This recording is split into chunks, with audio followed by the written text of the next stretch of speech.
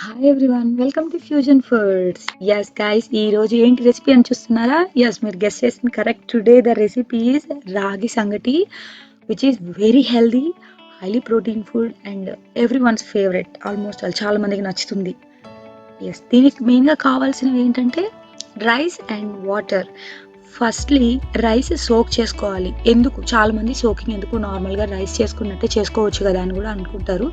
Soak చేసామంటే మాత్రం సంగటి టెక్స్చర్ అనేది బాగా మెత్తగా వస్తుంది. That will be really easy. Even మన కిడ్స్కి పెట్టడానికి కూడా చాలా బాగుంటుంది అనమాట. దాన్ని బాగా వాష్ చేసేసి డ్రైన్ చేసేసి 2 వేస్లో చేయొచ్చు గైస్. లేదా అన్నం ఉడికించి కలిపెట్టి ఫైనల్ ప్రాసెస్కి వెళ్ళడం, మన నార్మల్ రైస్ చేసుకున్నట్టు. లేదంటే ఇలాగ వాటర్ పోసి వాటర్ బాయిల్ అయిన తర్వాత బియ్యం వేసి ఉడికిన తర్వాత ప్రాసెస్ చేయడం. నేనైతే ఇలా వాటర్ బాగా బాయిల్ అయ్యాక బియ్యం వేసి చేస్తాను. And once it cooked completely, బాగా కుక్ అయిపోయిన తర్వాత దాన్ని గరిటెతో కలుపుతాను. నాకు ఎక్కడన్నా ఓకే ఇంకా కొంచెం మెతుకులుగా ఉంది అని అనిపించిందంటే మాత్రం కొంచెం వాటర్ పోసి అగైన్ 2 to 5 minutes పెడతాను. ఐ మీన్ రైస్ కుక్కర్లో నార్మల్గా పెట్టేస్తాను.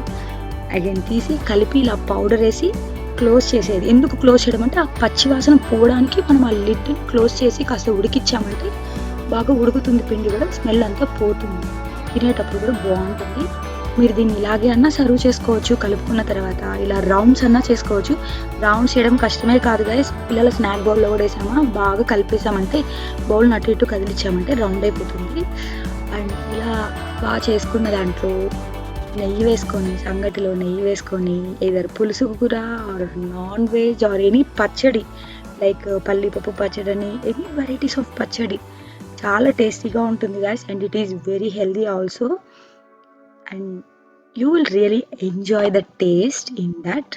ఎస్, మీరు కానీ ఎవరైనా ట్రై చేస్తే please let me know in the comments guys. Thank you. Please like, subscribe, share and comment. Thank you everyone.